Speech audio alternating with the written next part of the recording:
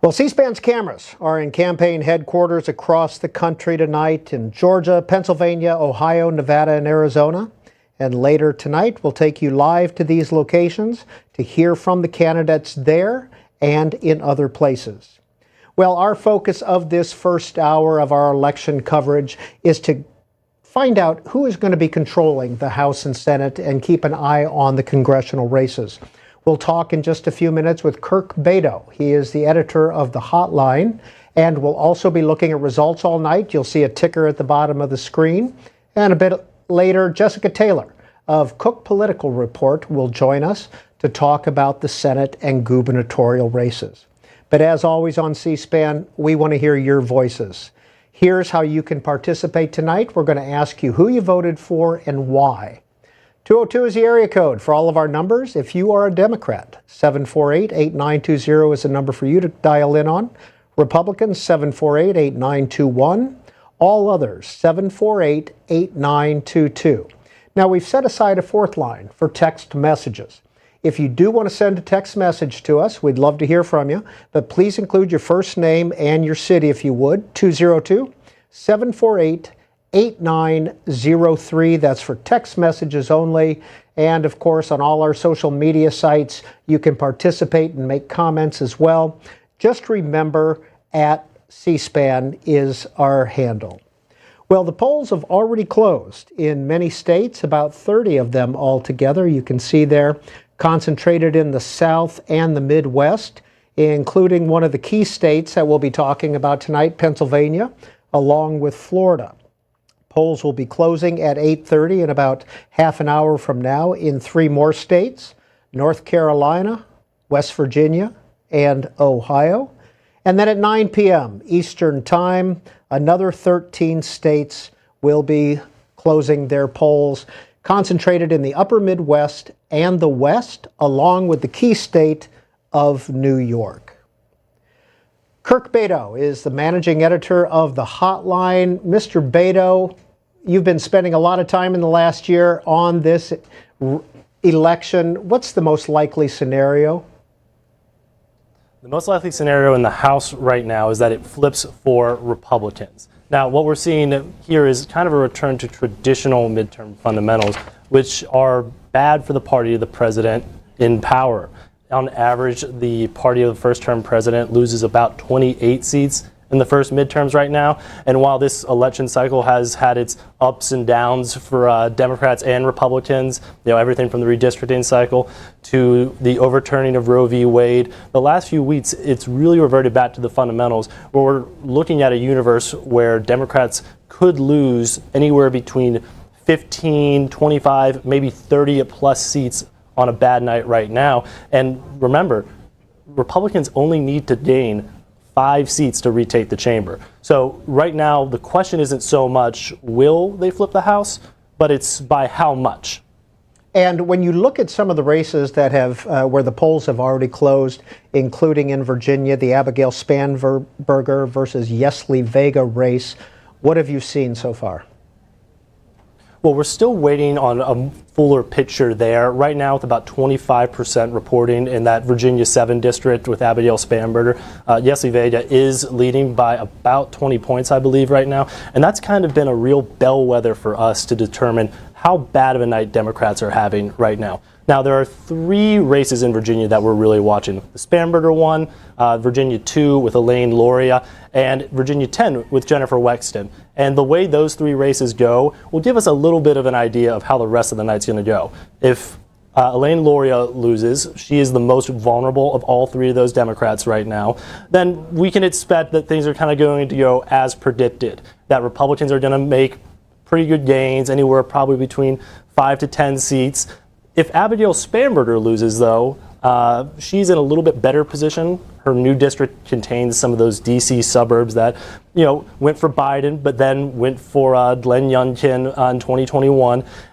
If she loses in this new district, then that's a bad sign for Democrats right now. If she holds on or keeps it close, then Democrats can, kind of minimize their losses. And that's more of a, if we're using our forecasting terms, a red ripple. Now, if Jennifer Wexton loses and she's in a much safer Democratic seat, we're on full-on red tsunami watch. Don't forget about the red wave. If Jennifer Wexton loses, then that is going to be 30-plus seats probably going for Republicans.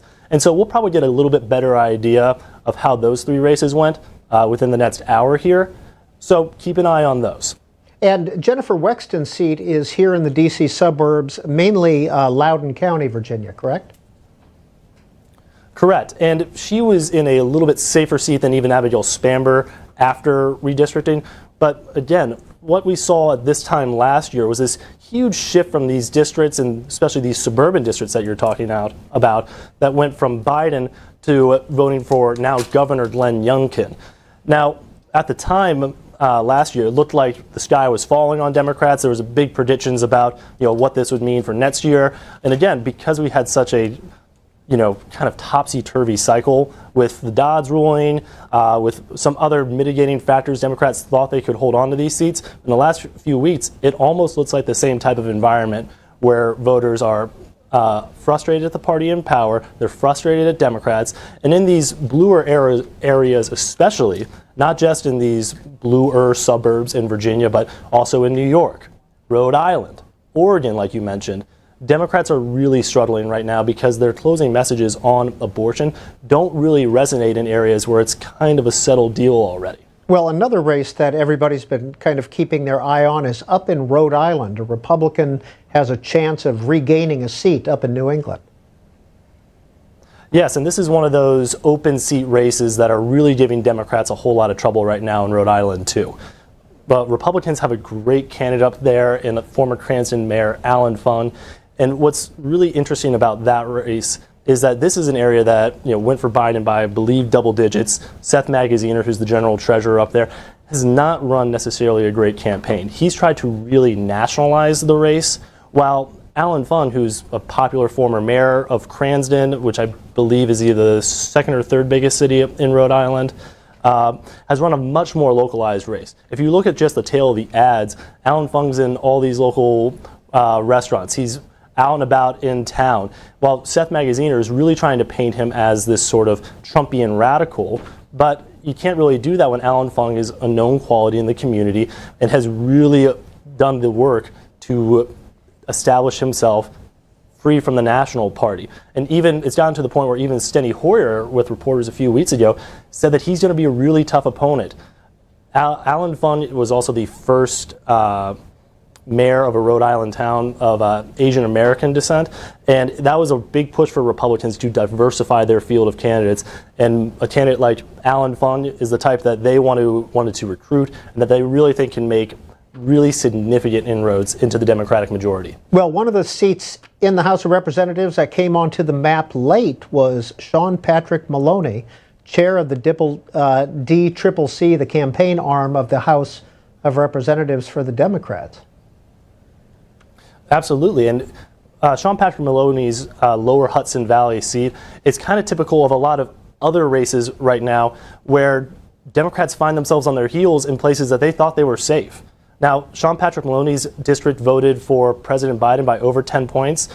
Now that is firmly on the battlefield, and it wasn't just a few months ago. Same thing with two other open seats and Democrat-held seats in Long Island, where Biden won by double digits, have become online as well. A chairman of a campaign committee hasn't lost a race since 1980, and Sean Patrick Maloney, he's not only just charged with defending the Democrat majority, now he's charged with defending his own seat. It's gotten so bad that the Democratic campaign committee had to invest a little bit over $500,000 in the closing weeks to help bail him out. You had other Democratic groups come in there as well, because Republican organizations like the NRCC, the Congressional Leadership Fund, the Leadership PAC blessed by GOP leadership, have dumped over $10 million in that race. And that's kind of indicative of Republican strategy here. They wanted to expand the map as far as possible and put Democrats on their heels in areas that they originally thought they were safe.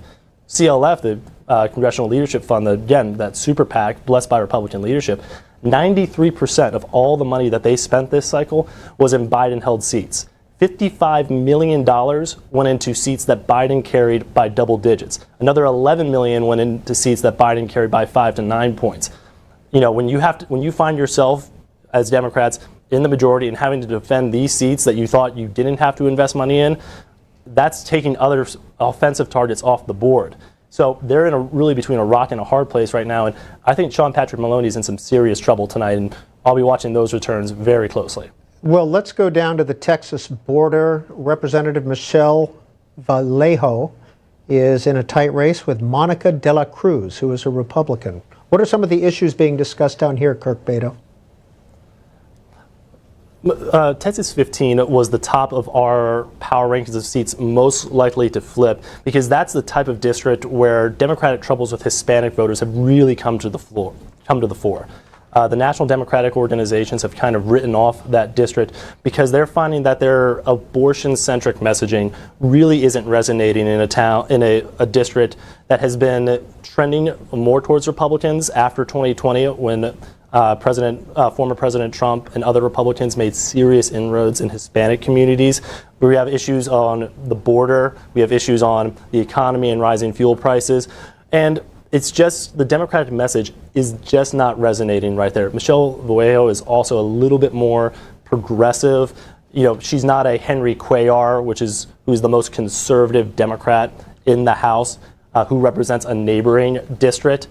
And Democrats have just had so much trouble with these Hispanic districts where their message on abortion is not resonating. Republicans' message on the economy, securing the border, fighting out back against rising crime rates is really resonating with voters right there. And I wouldn't be surprised that that race gets called fairly early after polls close down in Texas. Well, we've got one more New Englandish race to mention, and this is up in Connecticut, where Representative Johanna Hayes is in a tight race with George Logan, the Republican.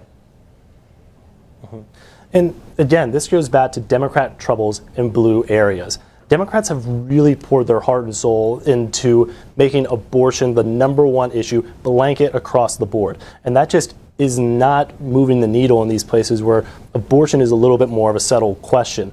Economic issues have consistently been the #1 priority for voters, and that's what the messaging and attacks on Johanna Hayes have been hitting her on. CLF had a pretty effective ad that took Johanna Hayes' own words about right after they passed the American Rescue Plan, about how Democrats were saving the economy, about how the economy is going to bounce back even better than before. And now with the rising inflation rate, rising fuel costs, and people really feeling it in their pocketbook, that getting thrown back in her face is a really effective ad, again, in a district that Democrats should have no business losing. And that's been indicative of all over the map. If Johanna Hayes goes down early tonight, or it's even just a little bit closer, expect a lot of Democratic losses across the board. Well, in California, Katie Porter in Orange County, a Democrat. If you've ever watched a congressional hearing with Representative Porter, you've seen her with her whiteboards and her very precise questioning. But one of the things about this race, Kirk Beto, that surprised me was the amount of money. $24 million has been spent by Representative Porter, as opposed to $2.5 million by her opponent, Scott Baugh. I'm kind of surprised that if we find out one day that Katie Porter actually has a money printer in her house, but because of how much she fundraises, she's consistently the top fundraiser of all the vulnerable Democrats. And usually in the last few months, we've thought, what does she stockpiling this money for? We thought that maybe she might be, squirreling away some money for a Senate run. Well, it turns out she needs this money right now because she's in one of the most expensive media markets in the country. She's had to appeal to the House Majority PAC, the Democrat-blessed super PAC, to help her out. Same with the DCCC as well. Because again, if Katie Porter is vulnerable, this just goes to show you how much Republicans are expanding the map into safe or what was once considered safe Democrat territory. Katie Porter was always kind of a frontline Dem, but she was always a little bit on the periphery of being very competitive. Everyone always thought that the money that she had would be enough to buttress her against any sort of Republican attack.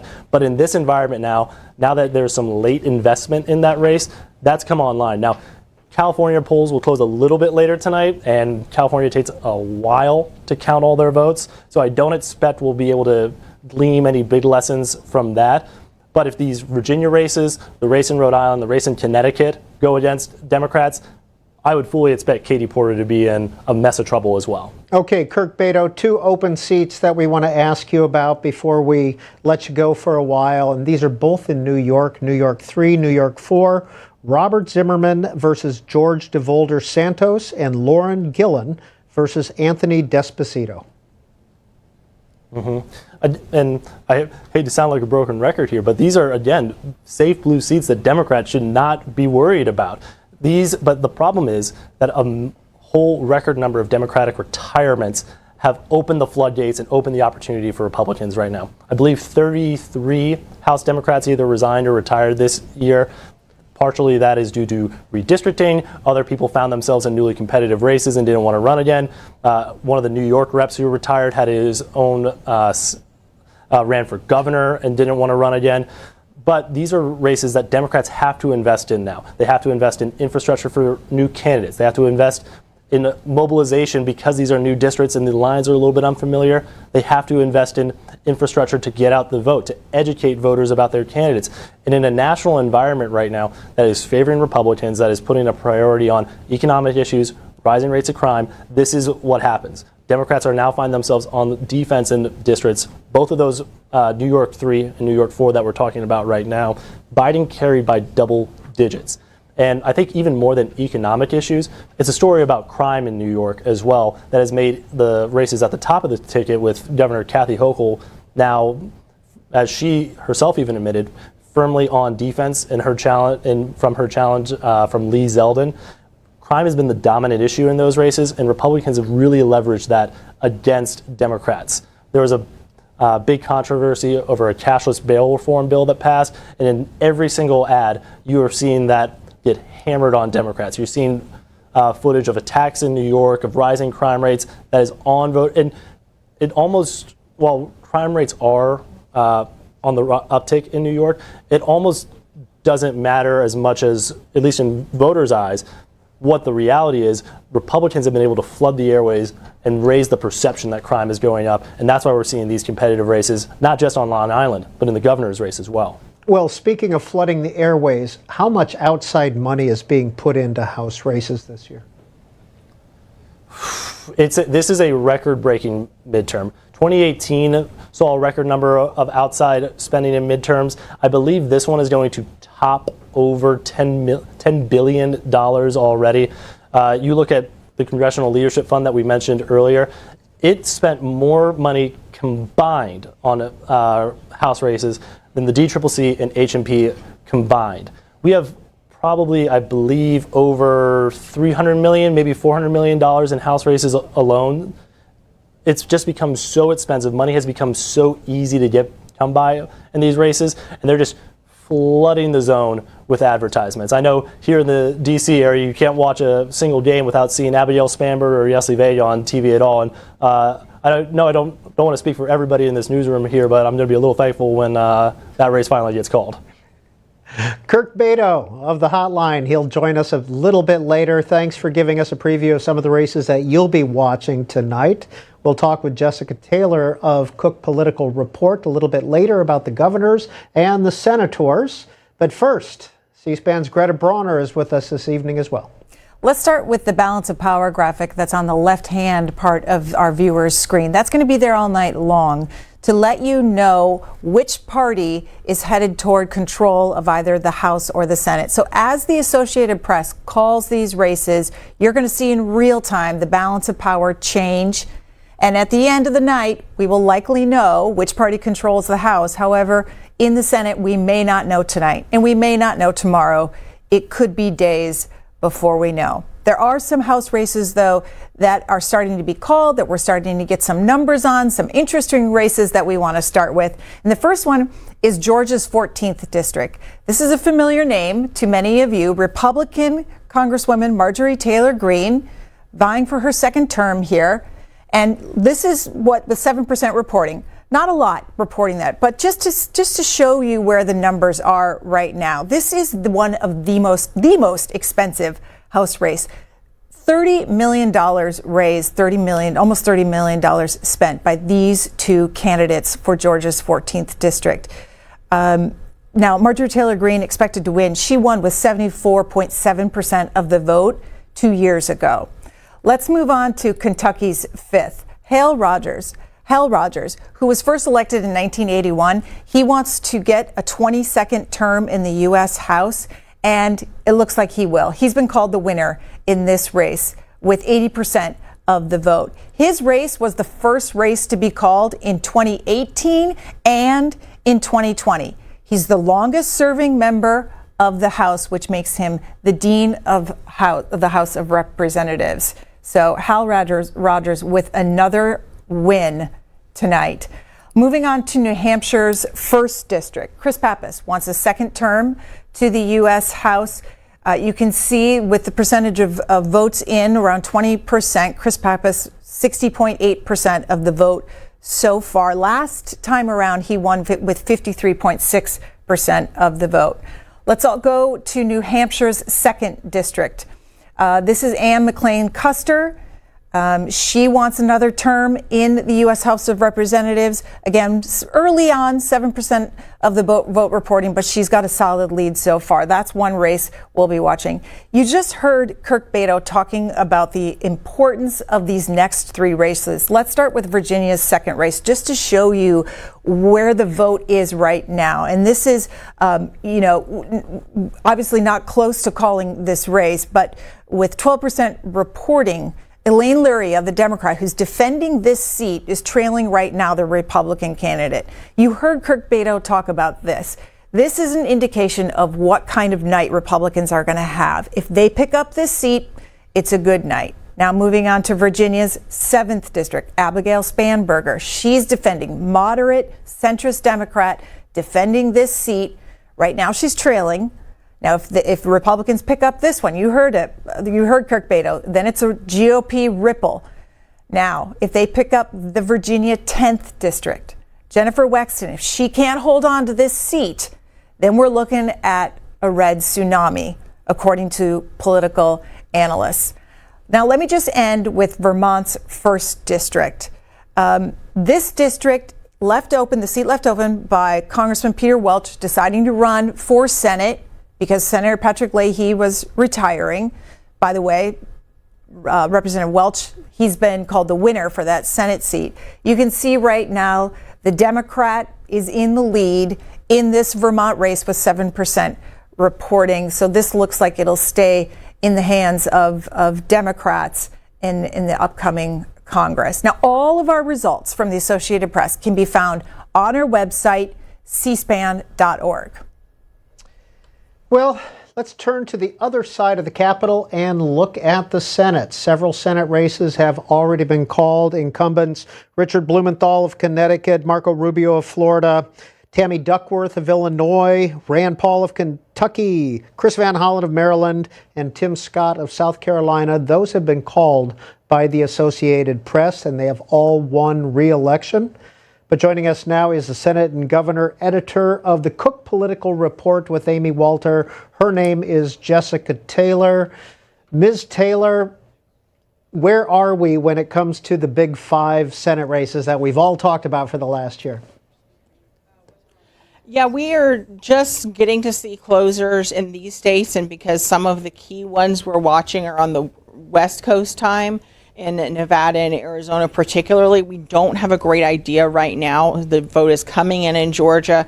One of the things that we do see, though, is that Herschel Walker is running behind so far where Brian Kemp is. We expected the incumbent governor there to have a better showing than the Senate race. That's holding true. The question is by how much. There's still a lot of rural areas and Atlanta suburbs outstanding, so we really don't have an idea right now. In New Hampshire, again, results trickling in. It looks okay for Maggie Hassan this early. That's one of the races that I was watching very early on to look at, but I think we just, I caution with early results and different things, and especially when we don't know what's mail, what's day of, and different things. So I think it's just too early to tell at this point in the night. Well, in Nevada itself, $68 million have been spent between Catherine Cortez Masto looking for re-election and Adam Laxalt, grandson of Paul Laxalt, longtime senator. Mm-hmm. Yes, I think this still remains Republicans' best chance to flip a seat. Catherine Cortez Masto there, first-term senator, first Latina elected to the Senate. And as you mentioned, Laxalt has certainly a political pedigree, although as Democrats have pointed out, he didn't actually grow up and spend most of his formative years in the state because his mother was living in Washington, D.C. and working here. And this is where, again, the economy has been especially hard hit in Nevada, given its reliance on gaming and tourism and different things. That we also expect to see a very, very close governor's race there. I think also the Democratic governor, Steve Sisolak, is the most endangered Democratic governor in the country at this point. So, but again, we may not know for days really some of these votes, but depending upon when they're being counted. So I don't think we're going to have a clear picture, maybe a slightly clearer picture, but I don't think we're going to have the full picture of where the Senate stands tonight. Jessica Taylor, will we have a picture of who wins in Arizona? That's the state that I think might be even behind where Nevada is. There's actually been a challenge to wait to release some votes. We were expecting them about 11 p.m. our time here on the East Coast. It looks like if the challenge goes through in Maricopa County, that might not be until 1 a.m. our time. And Arizona is not a state that particularly counts votes very fast. And I was talking with a Democratic source there in the state last night, in fact. And if there were absentee ballots that arrived essentially over the weekend and yesterday on Monday or today, those had not been ready to be counted yet, that they were not even going to count them until post-election day. So again, this is a state that is very heavily early voting. That's where Democrats feel like they could get an advantage, but also we've seen the really heavy Republican turnout other places just sort of swarm those. And until we get a better picture of what election day turnout looks like in some of these states, it's really just too early to tell. Well, you mentioned this in Georgia, that right now Herschel Walker is running behind the incumbent governor, Brian Kemp. Mm-hmm. In Pennsylvania, is that also the case where the gubernatorial and the senatorial candidates are not getting the same percentages? I don't expect that to happen. The polls had just closed there right before I came on air, so I haven't seen if there are numbers coming in yet at this point. But we fully expect that the Democratic Attorney General, Josh Shapiro, will fairly easily defeat the Republican Doug Mastriano, who's been a top election denier. National Republicans have distanced themselves from his campaign. He has some anti-Semitic ties to groups with anti-Semitic views and different things. So Republicans have really sort of kept their distance on that one. But where they are not, of course, is in the Senate race. And this is one that, even a couple of months ago, we had that race rated lean Democratic, as that was clearly moving in Democrats' direction. It is very much tightened up now. And, some of the exit polling, the early exit polling that we are seeing, which will change throughout the night as it is weighted with the vote, it is really just showing a very, very tight contest there. And I think the Lieutenant Governor, John Fetterman, has to hope that certainly Shapiro provides him with a boost as well, whereas Oz could be dragged down by Mastriano. They were at the Trump rally together, but you have not seen them, campaign in sort of a symbiotic way in the least. Well, about $100 million has been spent in that Senate race, and two former presidents and one current president were all in the state on the same day, weren't they? Yes. President Biden is not helpful in most of these states. So you are seeing him go to more Democratic leaning states and places with tighter than expected governor's races like Oregon and New Mexico. But I'm not sure you could keep Joe Biden out of Pennsylvania if you tried. He's talked about many times. He's the proud son of Scranton. And so he was up there sort of in Northeast PA. And, and of course you had President Obama there, and then Trump really comes in. He won the state once, but lost it to Biden.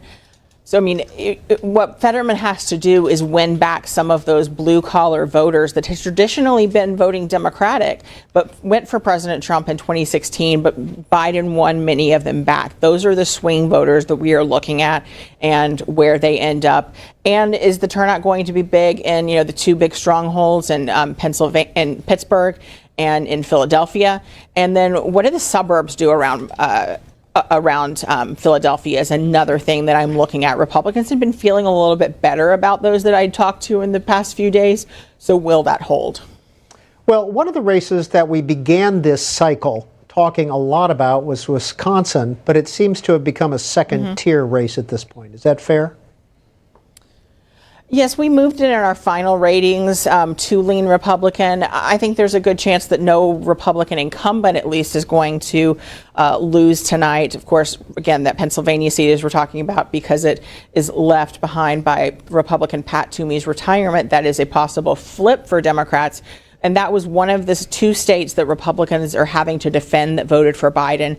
The other is there in Wisconsin with Ron Johnson, who initially said he would only serve two terms, gone back and is now seeking a third term. He's certainly a divisive figure to many people. He started with very low approval ratings and favorability ratings that would be, in the 30s, that are a warning sign for any type of incumbent, but he's improved his standing there. He faces the Lieutenant Governor Mandela Barnes.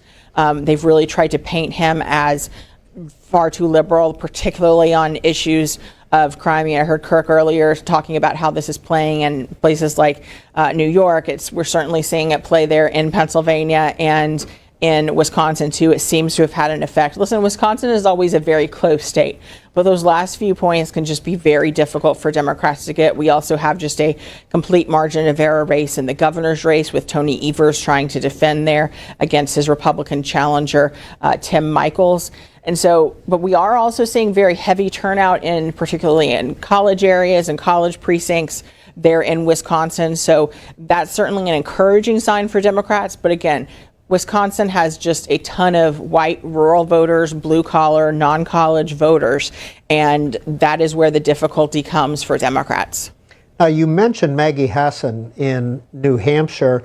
Her opponent, Don Baldock, national Republicans got on board with him at the end, didn't they, of this campaign?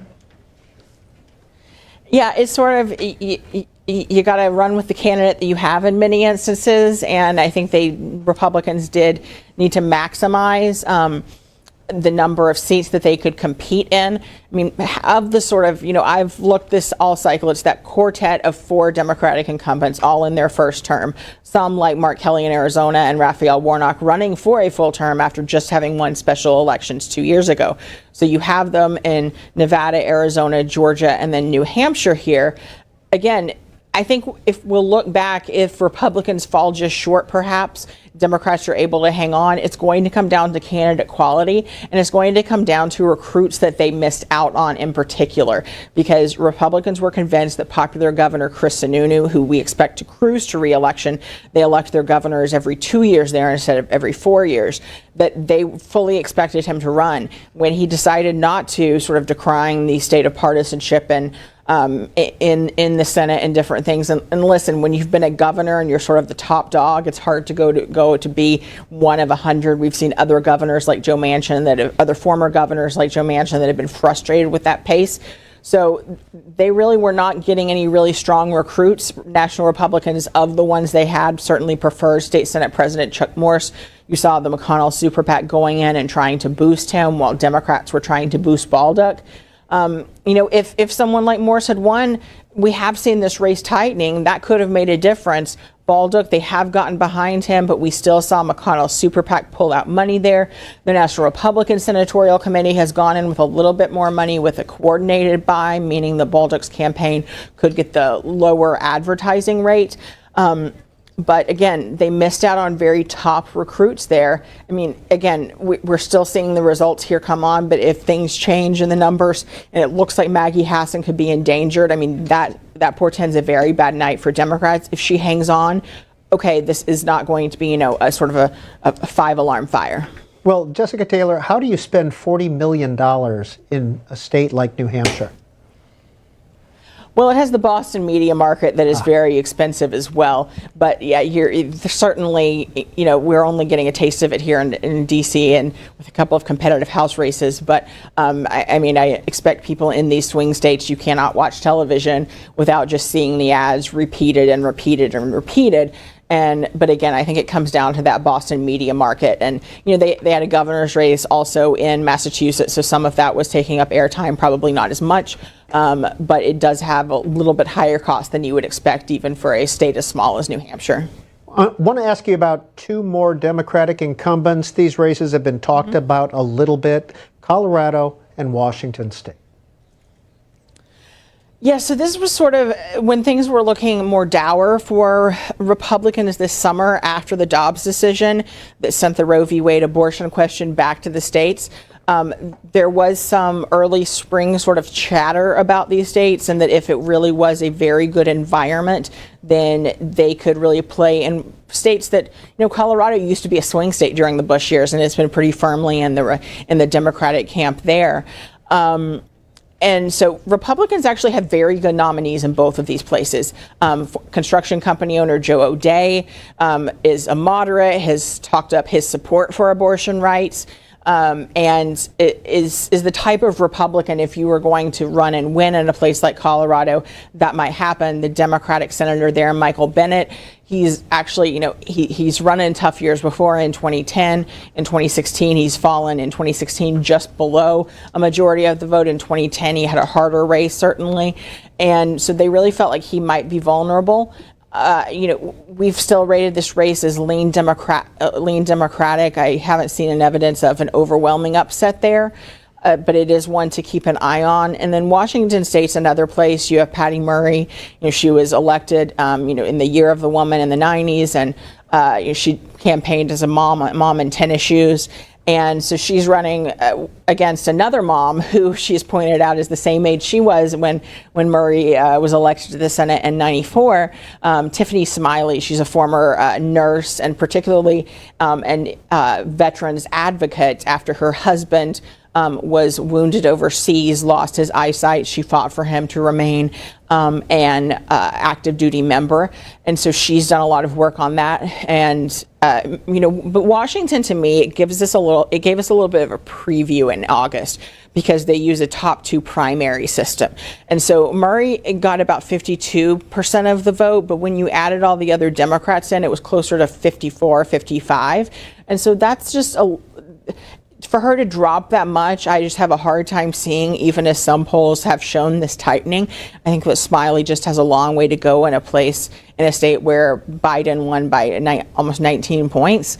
But again, if you had a Tiffany Smiley, if you had a Joe O'Dea running in a place like Colorado or Arizona, where Republicans have weaker candidates, I think we'd be talking a very different look at the map.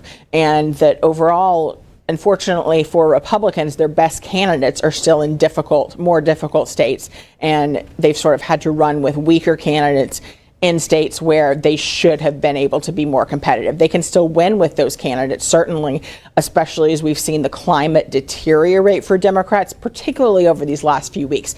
That's where I'm hearing alarm from Democratic strategists as we go into tonight. But comes down to climate versus candidate, and I think over the summer we saw that candidates were really beginning to matter, but now as the climate has deteriorated for Democrats, that may not hold, and the climate and just the more parliamentary nature of the Senate that we have seen in recent elections could win out. Jessica Taylor is the Senate and Governor's editor at the Cook Political Report with Amy Walter. One more race, it's kind of an interesting race, is the Utah race and Senator Mike Lee. Yeah, this is not a traditional R versus D race. You have Mike Lee there who, was a Trump skeptic, did not vote for him in 2016, he said. In fact, he voted for the man who is running against him, Evan McMullin, a former CIA operative who ran as an independent sort of anti-Trump candidate there. There was a lot of Trump skepticism in Utah among the Mormon community, and that's actually where McMullin, who obviously is from Utah, got a lot of his support. But we've seen Lee really become a supporter of Trump, questions about his activities on January 6th and different things. And so McMullin has run this race. He has said he will not caucus with either party, but he's running sort of with the tacit endorsement of Democrats who did not endorse a candidate. So he's hoping to sort of meld together independents, Democrats, and maybe disaffected, more moderate Republicans.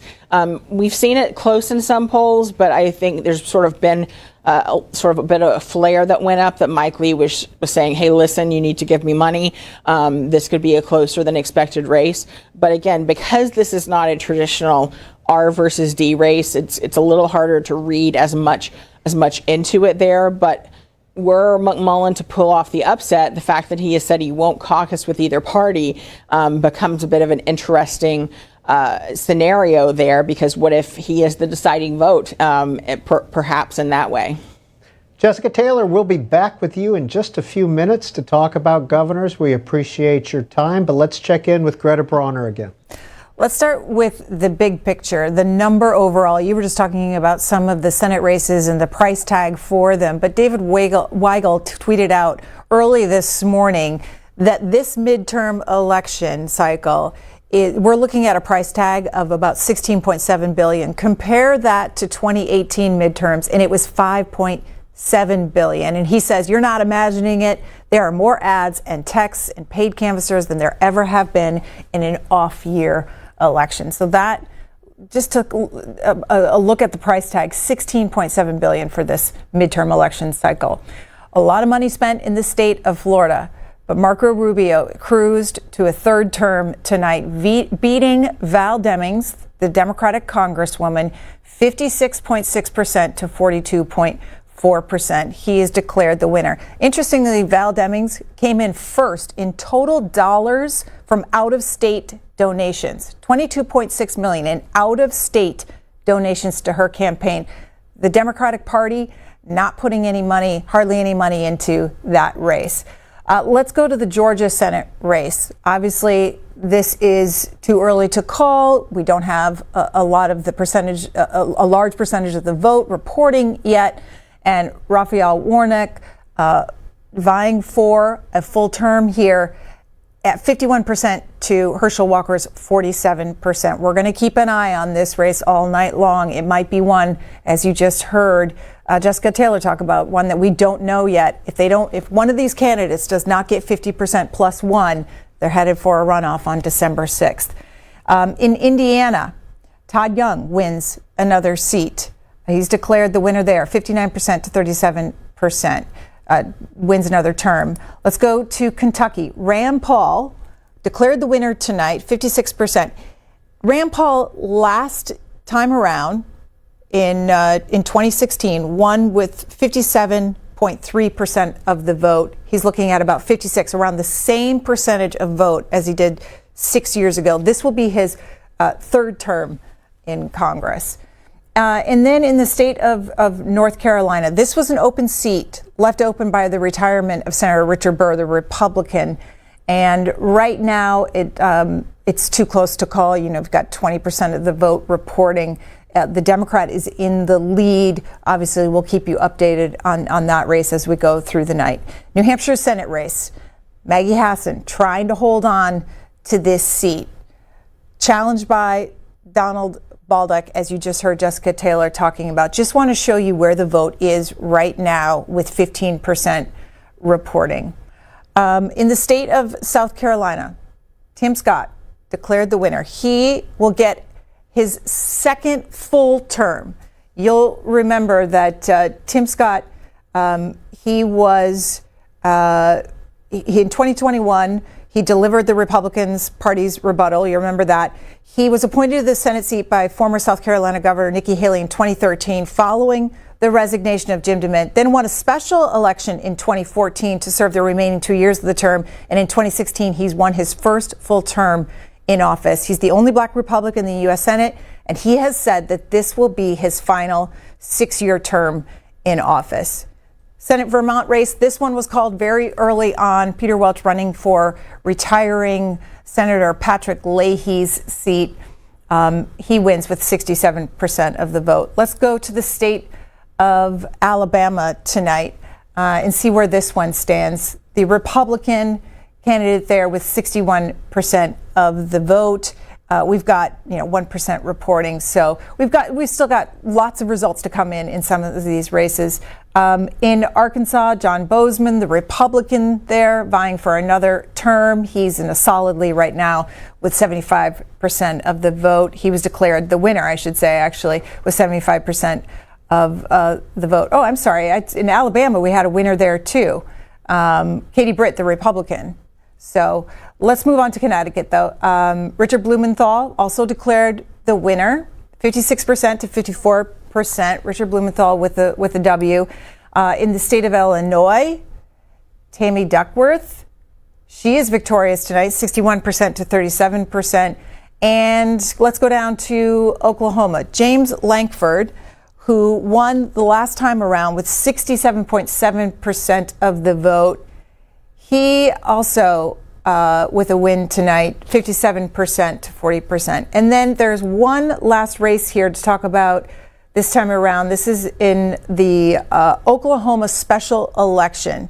Jim Inhofe announcing his retirement, and Mark Wayne Mullen declared the victor tonight. He has been serving in the House. He's probably a familiar name to many of you, especially because of the role he played on January 6th. Again, all of our results can be found on cspan.org. And during this first hour, we wanted to give you a sense of what is happening in the House, the Senate, and the gubernatorial races. And we will be taking your calls as well. Let's get those lines up on the screen so you can see how to dial in and participate. We're going to ask you who you voted for and why. 202 is the area code, 748-8920 if you are a Democrat, 748-8921 for Republicans. All others, 748-8922. You can also send a text message to 202-748-8903. Please include your first name and your city, if you would, when you send that text messages. And of course, all of our social media sites are available for commenting and participating in the conversation. At C-SPAN is our handle for all of them. Well, we're rejoined by Jessica Taylor to look at some of the gubernatorial races. 36 total gubernatorial races are being decided tonight. Currently, Democrats control 16 of them, Republicans 20 of them. Those are all the states in gray that are electing Republicans. Jessica Taylor, will there be a new balance of power when it comes to Democrats or when it comes to governors tonight, after tonight? Yeah, so we're at 28 versus 22. I think there's a lot of races that are just in still in the toss-up category. We know that Democrats are definitely going to pick up 2 seats, and that's with open Republican-held seats in Massachusetts and in Maryland. Republicans had very much hoped that Charlie Baker would seek a 3rd term. He's been a very moderate governor, anti-Trump. Well, former President Trump waded in, endorsed his opponent. A lot of Baker's strength and popularity in a state like Massachusetts came from independent and Democratic voters. He faced a very real threat of losing that primary, and instead it certainly looks like the Democrat there, Attorney General Maura Healey, will very easily win, and she will become the first lesbian governor in U.S. history as well. And then in Maryland, we've already had a race call there where author Wes Moore will be the next governor of Massachusetts, another place where you had Larry Hogan, certainly has been a very loud critic of Trump, has teased a 2024 run of his own, sort of on an anti-Trump platform, was term limited. He backed his former Commerce Secretary in that primary, but instead Trump's choice, Dan Cox, who is just a further right candidate. That's not how you win races in places like Maryland and Massachusetts. But this is a place where Trump's endorsements really messed up potential Republican holds in these states. So you have Moore that will be the governor there. He's certainly a rising star to watch with Democratic politics, and he becomes the first African-American governor in Maryland's history. But the toss-ups the closest races that I'm watching tonight to see whether they flip are in Wisconsin with Tony Evers, very close race there with Tim Michels. The Republican, I still believe, Steve Sisolak in Nevada, I think, is still the most endangered by just a hair, probably. The governor he's running against, this is where Republicans got the candidate that they did want, with Clark County Sheriff Joe Lombardo. So he has run and won in Clark County there, which is Las Vegas. Now, a Republican is not going to carry Clark County, certainly not.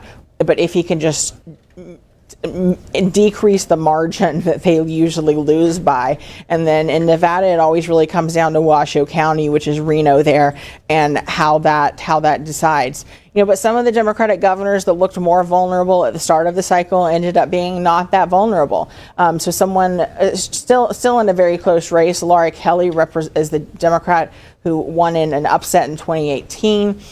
She's facing Attorney General Derek Schmidt there, but her popularity has remained high. Republicans have been a little bit frustrated with the type of campaign that Schmidt has been running, and really felt like he waited too late to sort of begin his campaign and capitalize on different things. So there's certainly a possibility that we could see Laura Kelly hang on. Now, in governor's races, they don't follow national trends as much as we see in House and Senate races, because you're not voting for, if you're voting for a governor, you're not voting for who you want to control a body like you are in the House and the Senate. You know, the party doesn't get any prize if they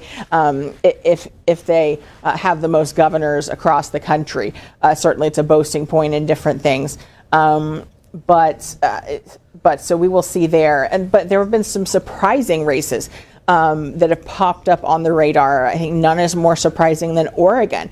An open seat there, Democratic Governor Kate Brown is the most unpopular governor in the country. And so we have a really interesting three-way race there with Tina Kotek, who was the former State House Speaker, the Democrat, running against Christine Drazen, the former State House Minority Leader. And then you have a wealthy and well-fundraised independent, a former Democratic state legislator, Betsy Johnson, running there, that has made this race and really given Republicans an opening in a way. And so, but we have seen Johnson's support really start to dip a little bit. There's not really a path for her to win, but the question is, does she take enough votes away from the Democrat that lets Republicans in there? But again, Republicans early on thought that, the Midwest was going to be their key back, and certainly that's held in Wisconsin. They feel like Minnesota could be tightening, but we still rate that one as likely Democratic, because Gretchen Whitmer is in another closer than expected race from even what we saw a few months ago. We had this in likely Democratic. We moved back to lean Democratic just a few weeks ago. But again, the fact that probably Democrats or Republicans have better shots at flipping a place like Oregon sort of tells you that this is not following one cohesive pattern. Well, I also wanted to ask about the New Mexico governor's race. This is not one that I'd paid much attention to until I saw it on the maps recently. This is another one that Republicans are very bullish on. So you have the governor there, Michelle Lujan Grisham, who took a lot of heat during COVID for her policies, and Republicans have really sort of tried to paint her as a hypocrite for expenses that she made during the pandemic. Another place where crime is playing a major issue, Albuquerque has seen certainly rising crime and murder rates. And there were allegations of sexual misconduct with a former staffer that Lujan Grisham then settled with. And the Republican there is Mark Ronchetti. He actually ran for Senate 2 years ago in an open seat that Ben Ray Lujan ended up winning, but he ran closer than expected. And so in this even a more favorable year to Republicans, he's a former TV weatherman in the Albuquerque area. I mean, one of the best candidate profiles that you can have is a local TV news anchor and local TV weatherman. People love their local news and they love their weathermen. We've still rated this race as lean Democratic, but it's one I am going to be watching for as the vote comes in, because again, Democrats have still had Lujan Grisham with a pretty comfortable lead. Republicans feel like it is a more margin of error race. Some of the public polls we saw in the final week of the race, it gave the incumbent governor there about a 6 to 7 point lead. Now it's almost 9 p.m. Eastern time here on the East Coast. I believe the polls in New York close at 9 p.m. and the governor's race there. Where are you going to be looking? Any certain areas of the state when you look at the votes coming in for the Hochul-Zeldin race? I'm going to be looking in New York City and see where turnout is. I've talked with Democrats that are very worried about turnout in the city and what that could mean, particularly in some of the boroughs like the Bronx, Queens, You have, again, as you said, Hochul there, became governor, the state's first woman governor when Andrew Cuomo resigned. She's running against Lee Zeldin there, a congressman from Long Island. Zeldin can, where his numbers are in his native Long Island there, if that's helping boost him. How is Hochul running, outside of the state? And, she's not from the city. She's from Buffalo. She's a former congresswoman from Buffalo, had won a special election in 2011. And so, again, Democrats are very worried about turnout in this race, and with just the rising crime, or people feeling more unsafe because they're seeing, these issues really played up by especially some of the tabloids in the city, like the New York Post and different things. So Hochul, I think this is going to be a closer race, but I still think it's still New York at the end of the day, and we still give her the edge. We've kept our rating there at likely Democratic.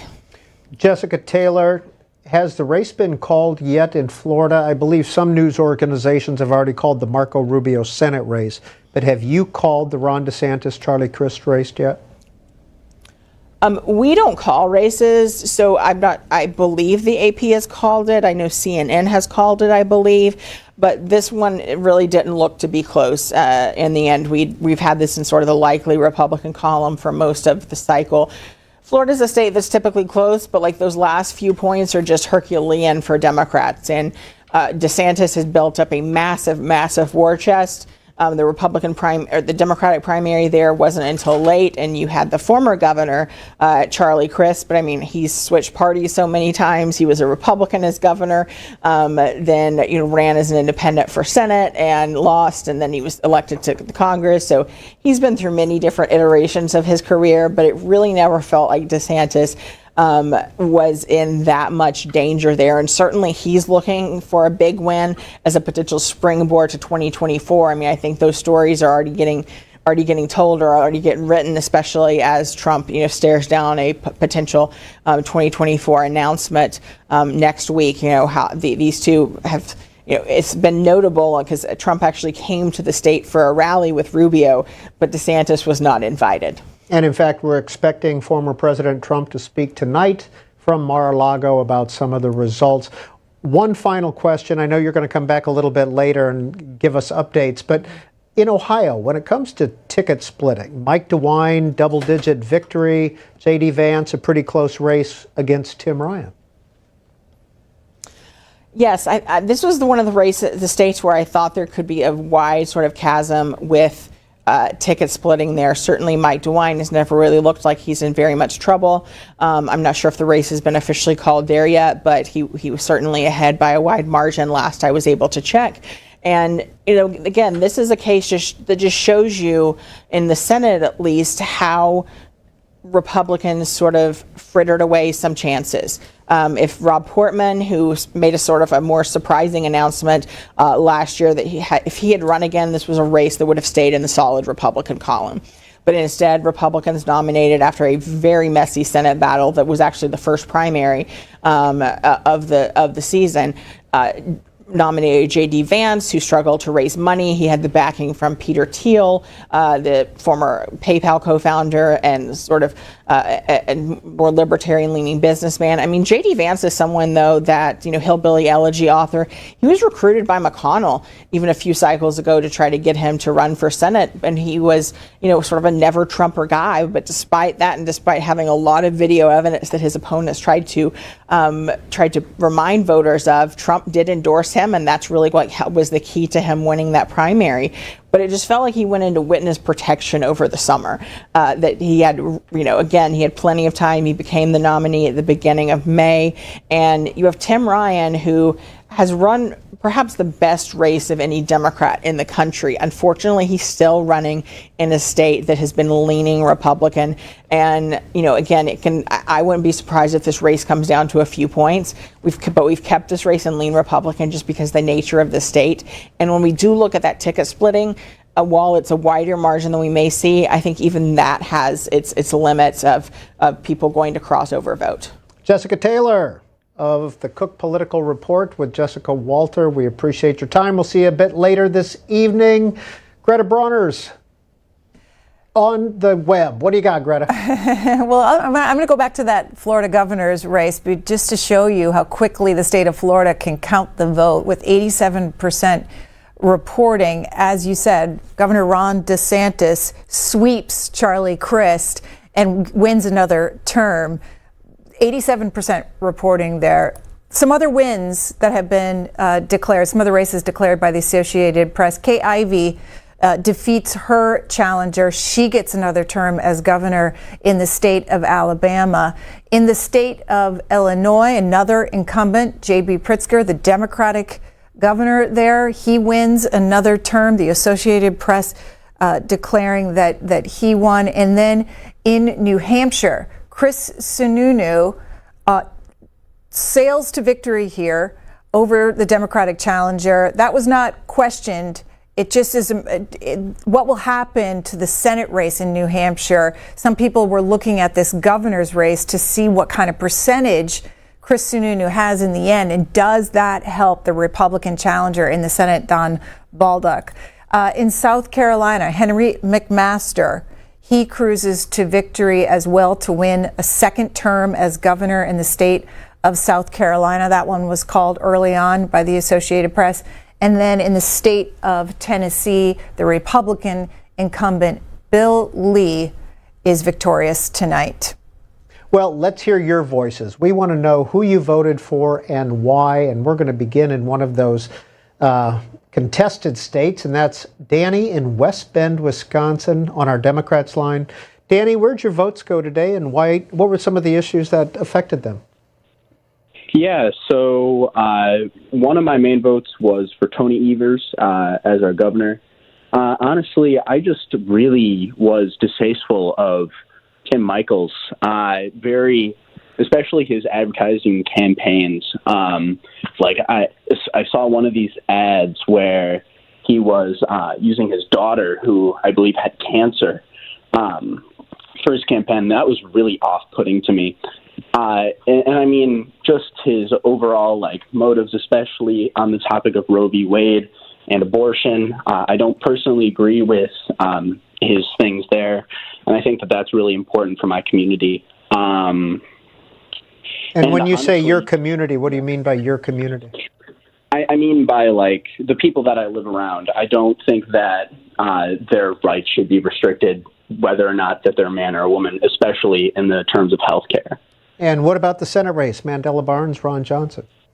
I also voted for Mandela Barnes again because just Ron Johnson's poor decisions that I've seen him make in the Senate that I personally disagree with, especially on the lines of, especially the fiscal decisions that have been made. Thank you for calling in this evening. Felix in Lexington, Kentucky. Another Democrat. Has it been a good night for Democrats in Kentucky, Felix? I would say it's a good night because Kentucky's constitutional amendment number 2 in the ballot, where they were trying to ban abortion throughout the state, looks like it's actually going to fail pretty easily. 55% of people are voting no, so I'm very happy to see that result. And is that the same type of ballot that Kansas did a while back, where they put abortion as legal on the ballot as an initiative, right? It was a constitutional amendment here, so it's a bit more indirect. The ballot was asking if you wanted to make clear in the Constitution that there is no guaranteed right to an abortion. So I voted no on that because I'm pro-choice. Although another race I want to mention is my congressional district, Kentucky 6th, where the Democrats, this perennial candidate, Jeff Young, sort of won the nomination very unexpectedly, and he has received all sorts of criticism for his stances. I don't want to sully your program, but the Kentucky Democratic Party chair called him, quote, batshit crazy, because on his Twitter he talks about how he thinks Ukrainians are Nazis and how he supports Xi Jinping and Putin. So as much as I wanted to vote for the nominee, my party, my district, my moral compass couldn't stomach voting for a guy like that. Who is the current congressperson from the 6th District in Lexington? Is that Mr. Andy Barr's seat? Yes, Andy Barr. He was originally elected 2010, so he's running for, a 7th term? But I really can't support a Republican, especially with his stance on abortion, so I wrote in another Democrat, Randy Cravens. And Mr. Barr's seat has been one of those bellwether seats many times in the election cycles, too. It has. I mean, it was supposed to be competitive in 2018 against Amy McGrath, but he did end up winning that one. So 2022 not going to be as good a year as for Democrats as 2018. So I figured there wasn't a chance of Mr. Young winning, so I wouldn't really be wasting my vote. And did you vote for Rand Paul's opponent? Charles Booker, yes, I quite like Mr. Booker. He visited UK, got to meet him. He's a very nice guy, and I support his policies. So yes, I did vote for Mr. Booker. Felix, are you a student at the University of Kentucky? I am. I'm a freshman. So this is actually my first time voting. Oh, well, welcome to the voting world. What are you studying, and where are you from originally? Well, my family's from the Kentucky area, but I grew up in the Nashville area, and I'm studying linguistics at UK. Thanks for calling in. We sure appreciate it.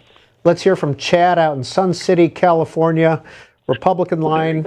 Chad, have you had a chance to vote yet? And are the polls are still open out in California, aren't they? Indeed, yeah. I'm from Riverside County, more of a conservative area of California. Is it Ken Calvert who represents you? Indeed, he's been here a while. I guess he brings home the pork. I tried selling him a copier one day to his office, his real estate office. He never called me back, but that's okay. All right. So what are some of the issues that motivated you to get out and vote today? Yeah, I think, it's a shame. We used to in this country really debate policies, what ideas work, what ideas don't work. I think that's on the table a little bit. I was 9 years old in 1984. My dad was campaigning in Minnesota when it wasn't really good weather against Walter Mondale. So I like to think the conservative side is what ideas work over the test of time. And I think when we look at inflation and people are really understanding, do we spend money and do we pay higher prices? We all kind of have to live through human experience to understand what we're going to vote for the next time. And the fact that we can change governments very quickly is a blessing.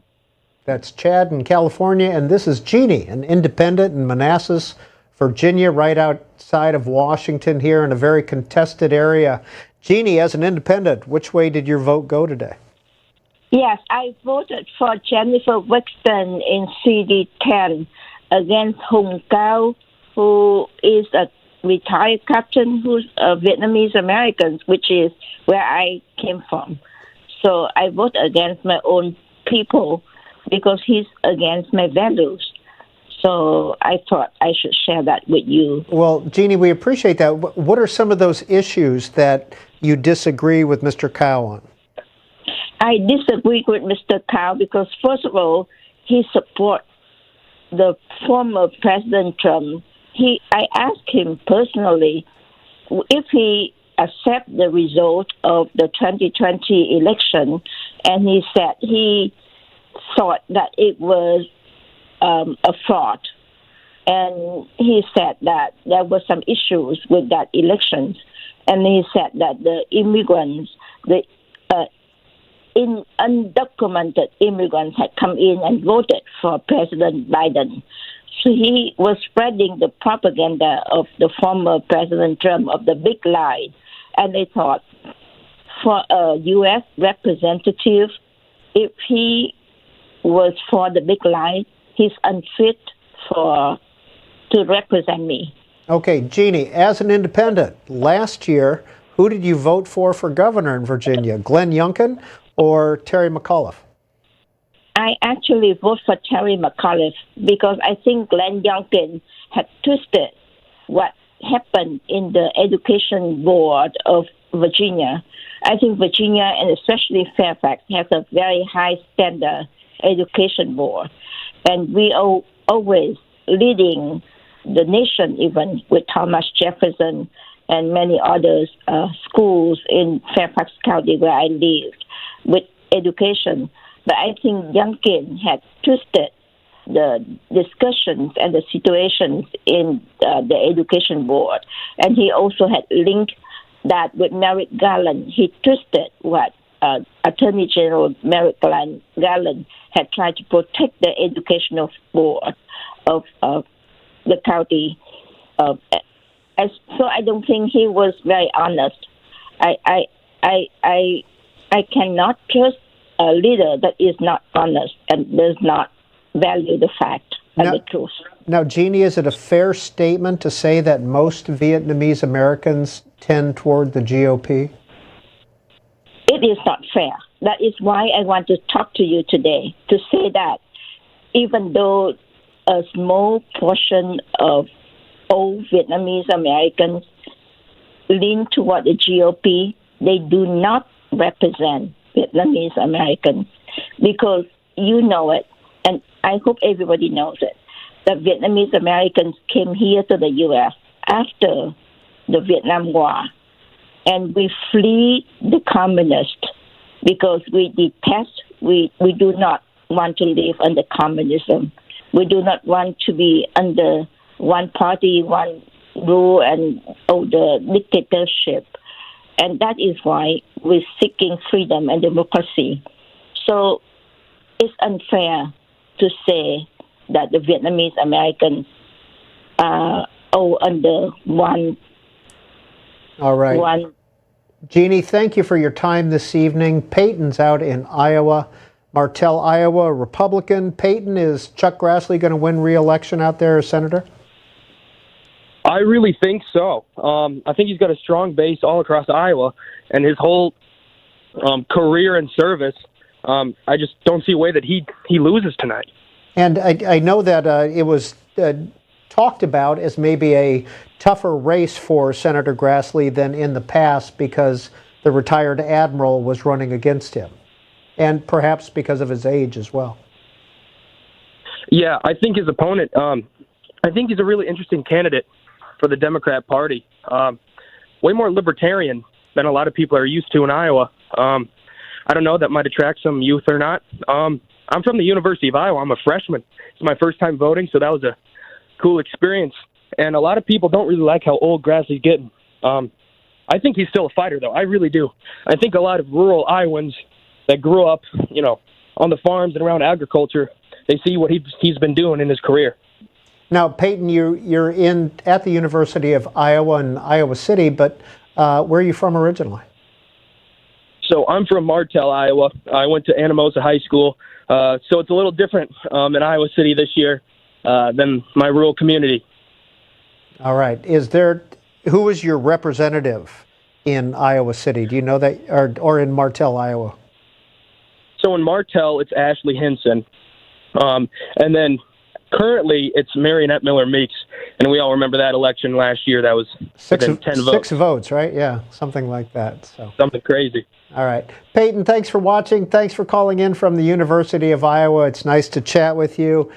Greta Bronner, what do you have for us?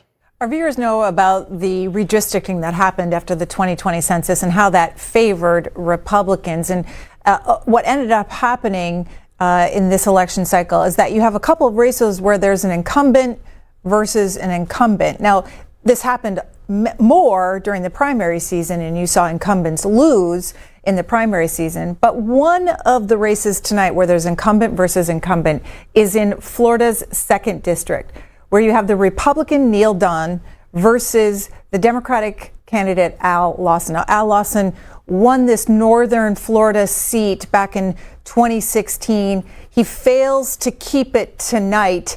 The winner is Neil Dunn. And according to the Tallahassee Democrat, it's because of lower than expected turnout in Democratic strong counties like Tallahassee and Gadsden County. So Neil Dunn, the Republican, will go to Congress in this term.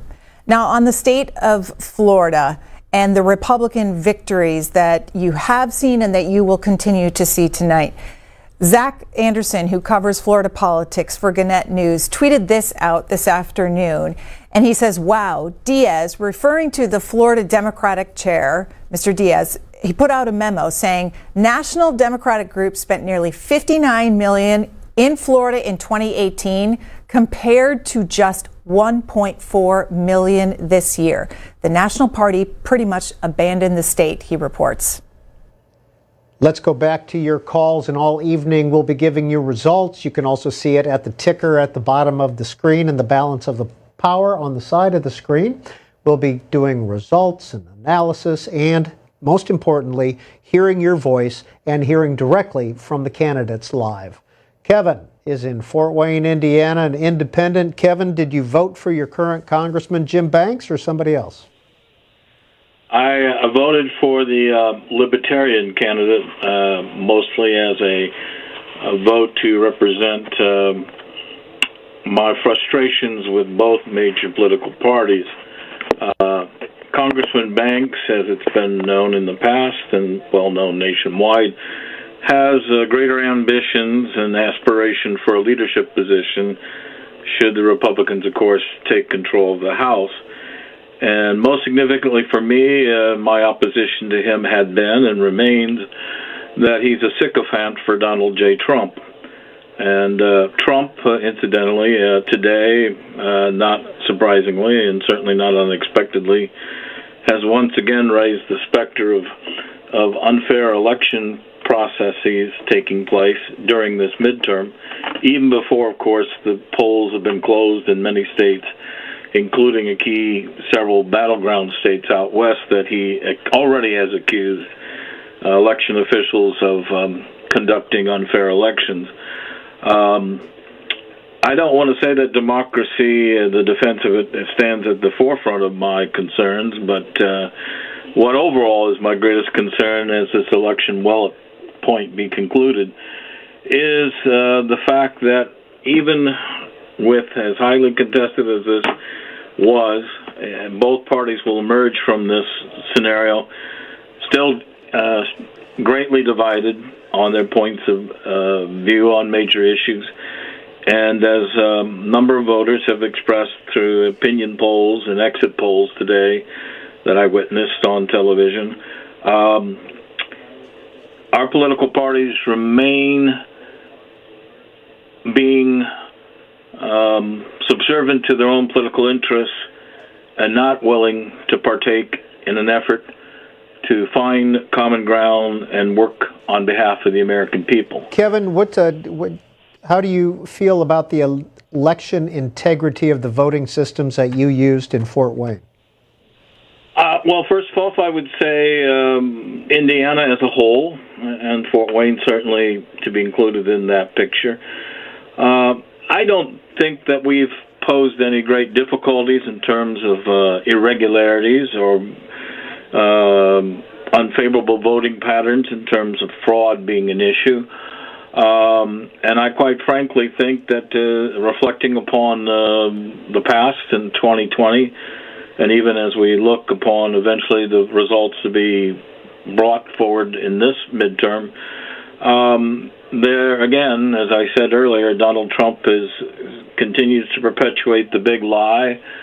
And what's sad is that he has been joined in that effort by so many Republicans, including, I might add, our own worthless, pathetic Congressman, Mr. Banks. What kind of work do you do in Fort Wayne, Kevin? I'm retired as a federal employee. I work part-time just to maintain a sense of enjoyment out of work experience. But for 35-plus years, I worked for the Veterans Administration. Thank you, sir, for calling in. Gwen is up in Detroit, about 150 miles north of Fort Wayne. Hi, Gwen. Did you vote today, and for whom did you vote? Yes, I did. Yes, I did vote, and I voted for straight Democrat. And I also voted on the proposals. I haven't heard anything about the proposals in Michigan, and I also have 3 other questions. So don't cut me off, because you let a lot of people talk a long time. But one question is, why don't we hear anything about the absentee ballots?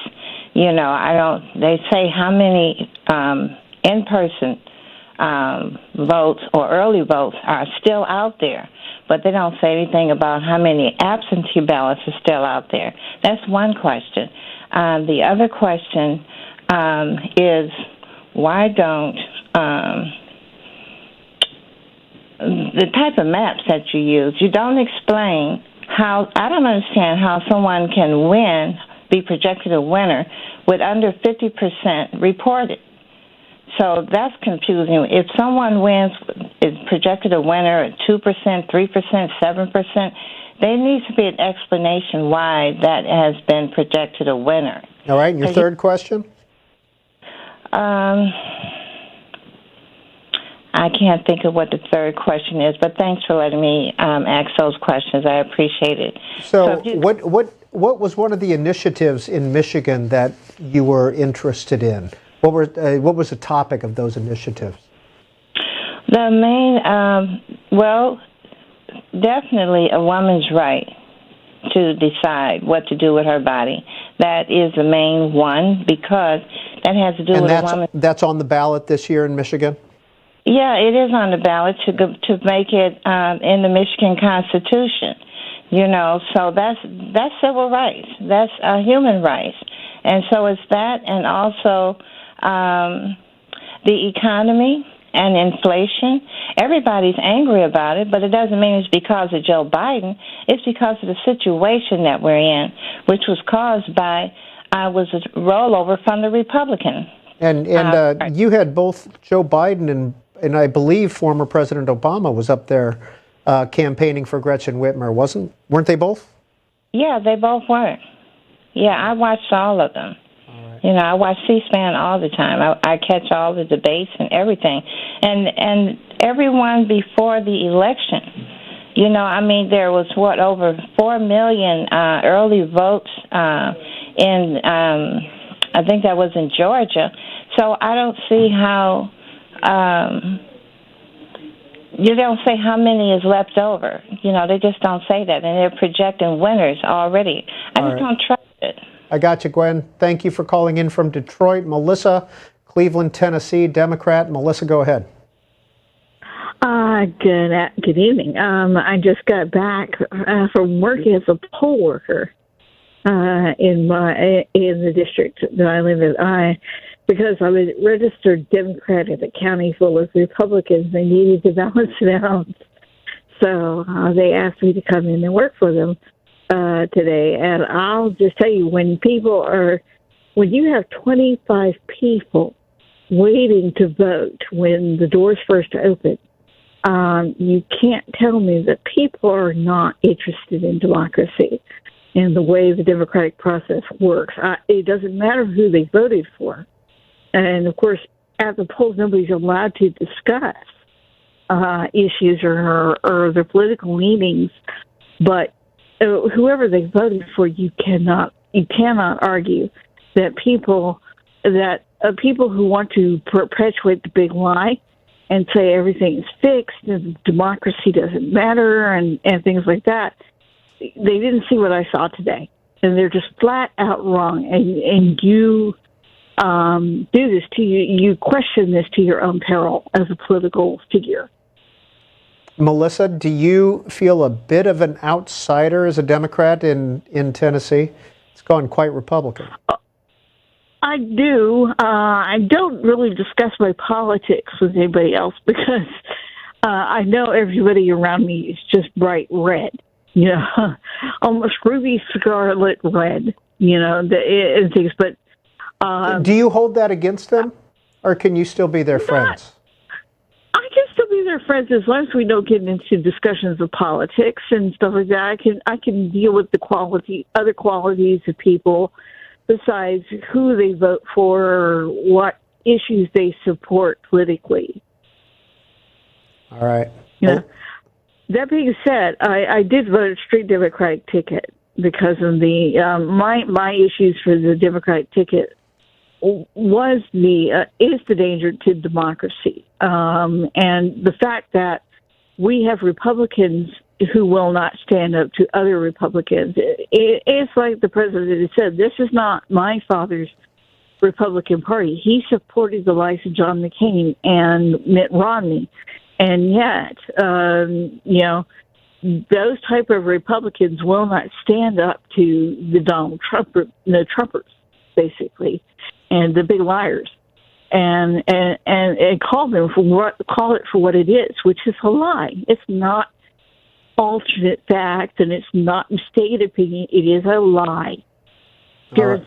All right, Melissa, thank you for calling in from Cleveland, Tennessee. We're going to continue to take your calls. We're going to continue to show you the results that you see on the bottom of the screen and on the side of the screen. and we'll get some analysis, hear from the candidates, and hear from Greta Bronner. Let's start with some bellwether races. We talked about them early on when we started tonight at 8 p.m. Eastern time. And there's 3 in Virginia that political observers are watching closely. Virginia's 2nd district. This is where the vote stands right now, 44% reporting. Now, these are bellwethers because people are watching to see what will happen with the balance of power based on a district like Virginia's 2nd. Will it be a Republican dribble, as Kirk Badeo said earlier, or will it be a tsunami of Republican takeover for the House? This is where Virginia's 2nd stands right now. So just want to give you an update on that. The other one that Kirk mentioned was Virginia's 7th district, and this is Abigail Spanberger's district. She's vying for another term, defending this seat against a Trump-endorsed candidate. He just endorsed her on October 28th, Yesli Vega. And this is where it stands right now. Abigail Spanberger trailing by 2 percentage points.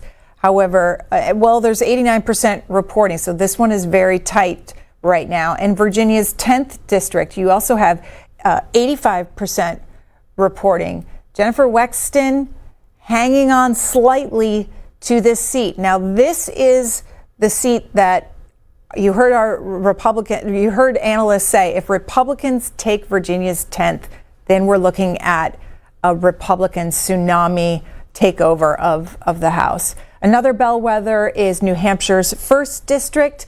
Chris Pappas right now in the lead, 59 to 41%.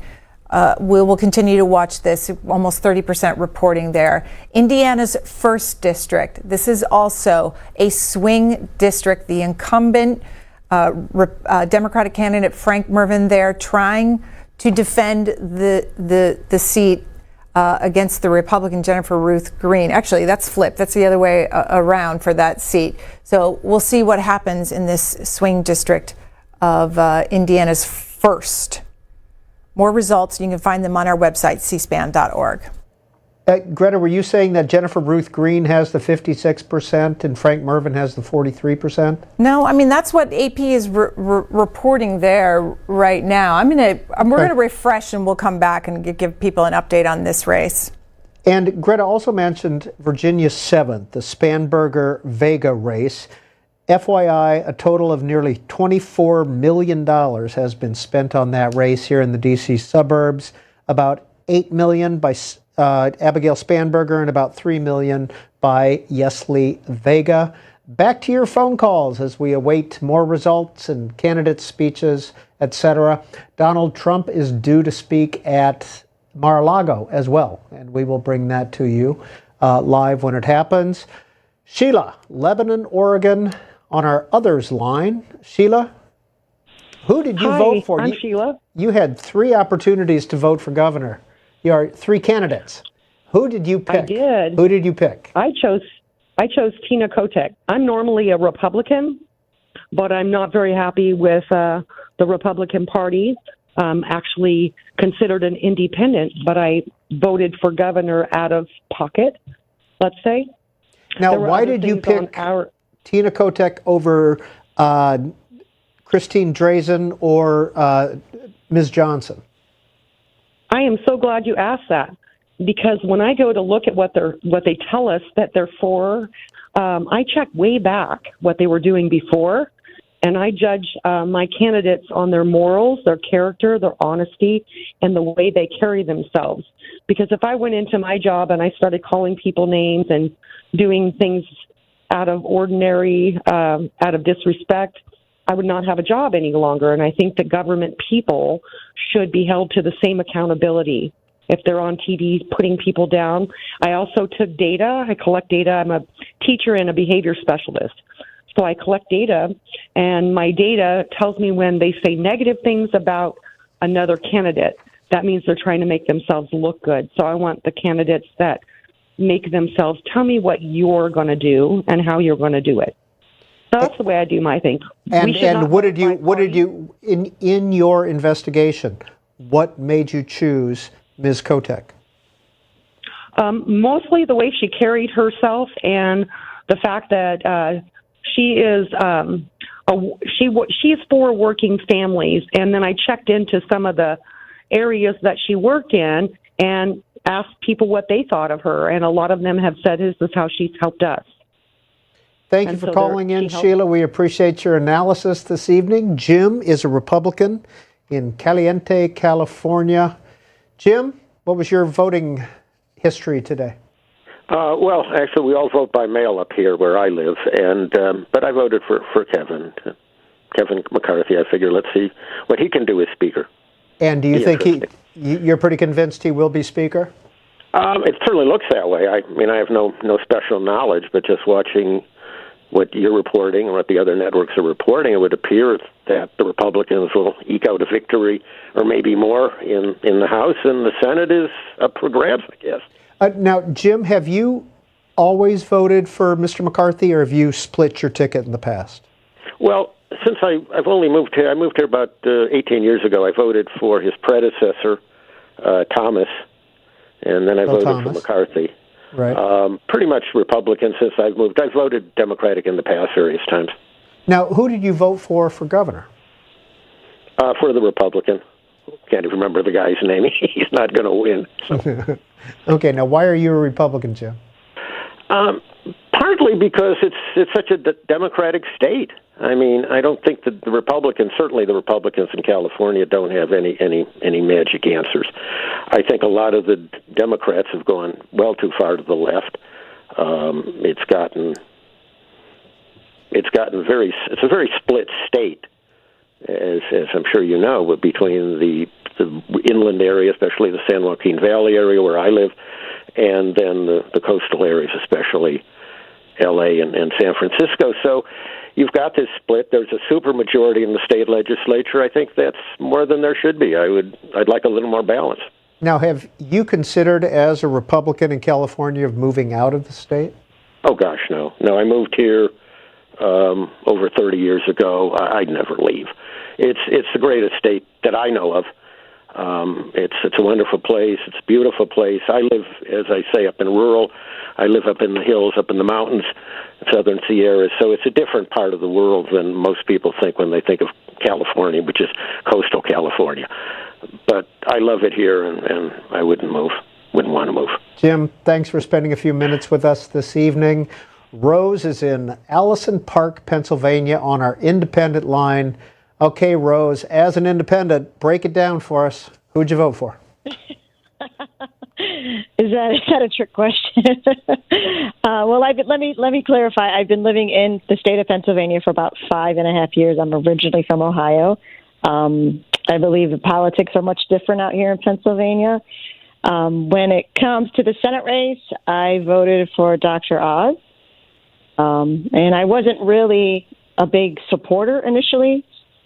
But when it came to the debate between him and Fetterman, it really, I made my decision then. Dr. Oz impressed me. And Fetterman, I don't want to be mean about it, but I was really concerned about his health based off of that debate that was live. Okay, when it comes to governor? Mastriano.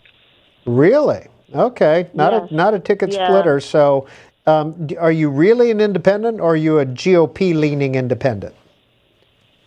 I would say I'm probably middle right, like a little on the conservative side, but I can't say I'm far left or far right. The reason why I voted for Mastriano is because we've had a Democratic governor for years right now, and moving into Pennsylvania and hearing a lot of the people that I live around, they're very frustrated sometimes with the Democratic people that are in power in this state. Now, were there any Democrats in this cycle that you voted for? I just voted for those two. I wasn't aware. I didn't keep up with the other ones, so I didn't feel it was fair for me to vote. So I think I'm just being honest. Now, why did you move from Ohio to Pennsylvania? I married the man of my dreams. All right. Well, Rose, thank you for calling in from Allison Park, Pennsylvania. We appreciate it. Daryl is up next, and Daryl is in South Carolina, Simpsonville, South Carolina, Democrat. Hi, Daryl. Hey, how you doing? How are you? Yeah, I voted straight Democrat, and I live in a red state, as you probably already know, being in South Carolina. And I think the problem with this country is that 30 years ago, 40 years ago, we didn't have all these independent news agencies that just put their own spin on things. We had 3 network cable or network television stations that had their own news agencies that reported the truth. Now we just have all these cable networks that spin what they're paid to spin by Murdoch and all these rich people to try to get people to think the way they want them to think. And most people don't spend their time to do the research. They just listen to what Fox News says, what CNN says, and they believe what the news agencies tell them to believe instead of having a mind of their own. And I look at people, how they act, what they do, their who they are as a person, and I can read through BS, and I just get sick of like Abraham Lincoln said, a house divided will not stand. This country has gotten way too polarized. We're all Americans. Most people, they get up and go to work, whether they vote Democrat or Republican, they've got bills to pay.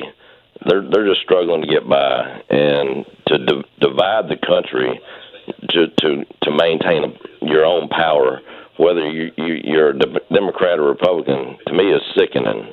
We all need to come together. Don't put your party first. Put the country first. Hey, Daryl, 2 things. If you'll mute that TV so we don't hear that feedback, and I want to ask you, why are you a Democrat, and why do you think the country is more divided than it was in the past? Because my great-grandparents, they were Democrats. They grew up, I grew up poor, and everything I've ever seen with Democrats, they try to keep a middle class and a safety net for the people that have fallen through the cracks. And from what I've seen, the Republicans, they just kowtow to the corporations and the rich. And there's not everybody has grown up in money. So I've always learned, you go to work, you try to make better for yourself. But I'm not for somebody that's going to take the tax system and take advantage of it like Trump has done. And he's bragged about taking advantage of the tax system. The taxes let me do this. No, everybody should pay their fair share of taxes, whether you're a corporation, whether you're a person. Everybody should pay their fair share to keep this country going. And I believe in a hand up, not a handout. And what kind of work do you do in Simpsonville, South Carolina, Daryl? I'd rather not say. I'm just a voter that voted Democrat, but I've worked my whole life. I've never counted on the country to pay for my bills or to do for me. I've always done what I thought was right for me, and I've always got up and had a strong work ethic, and I've never looked for anybody else to take care of me. But I believe in the country. I love this country. I think it's the greatest country in the world, but we need to come together and not be divided. Thank you, sir, for calling in this evening. Connor, Gore, Virginia, independent line. Hi, Connor. Hi, good evening. What do you want to tell us about voting today and some of the issues that you care about? Yeah, so I had a pretty boring ballot. I just had a U.S. House race. There was no ballot measures or anything like that, and I'm in a pretty deep red district. Who was your House race in Gore, Virginia? I'm not familiar with where that is. So it's VA 6, so it's the Shenandoah Valley district. But Ben Klein is the incumbent Republican. He's expected to win pretty handily. Was that Denver Riggleman's seat at one point? I'm not sure. I actually just got redistricted into here from VA 10. All right. Okay. So Ben Klein, did you support him? Did you support him? I cast a write-in vote. For? A local businessman. Okay. He did not have an organized writing campaign, but I'm a pretty committed third-party voter. I usually, when there's a third party on the ballot, I'll vote for them. I do vote for Republicans and Democrats sometimes. I make sure to research all the candidates, look on their websites to see what their carefully curated description of themselves is. But I like to vote third party because a lot of people will say it's wasting your vote, but if enough people vote third party, then a lot of those winners will have less than 50% of the vote. It'll start to undermine. They won't have the majority. What did they say? A mandate. They won't have the mandate. Good. Connor, last year Connor is gone. So let's go back downstairs to Greta Bronner. Greta, what do you have? We have some wins tonight for some household names, people that people will recognize. Let's start with the Arkansas governor's race. Sarah Huckabee Sanders, who was former President Trump's White House press secretary, she is elected to serve as Arkansas's first woman governor. She's also never held an elected office before. And then in Florida's 1st District, Republican Congressman Matt Gaetz secures a 4th term in Congress, heading to Georgia's 14th District, the most expensive race this cycle. Marjorie Taylor Greene easily fends off a challenge from Marcus Flowers and is declared the victor there. And then finally in Texas' 13th District, here's a name that some of you will recognize, Ronnie Jackson. He served as former President Trump's doctor at the White House, and he wins easily, sails to victory, 75% vote for Ronnie Jackson, and he's declared the winner by the Associated Press. Jaden, Waukesha, Wisconsin, Republican line. Jaden, a lot of television commercials, political television commercials this year for y'all up in Wisconsin, weren't there? Yeah, quite a bit. More than just a bit. Every single time I went to any sort of news station, there was lots of political ads on it. So, where did your votes fall today? My votes fell mainly Republican. I do not support what the Democratic Party mostly goes for, and the independents just didn't seem like a worth of a vote. So, Mr. Michaels for governor for you. And Mr. Johnson for Senate for you, correct? Yep. And do you know who your congressman is? I do not remember their name at the moment. And how was turnout? How was the experience? How was the turnout? Can you repeat that? How was the experience voting today, and how was the turnout that you witnessed? The experience today was great. It was real simple. Walk in, show your ID, walk out. And do you think you should be required to show your ID when you vote?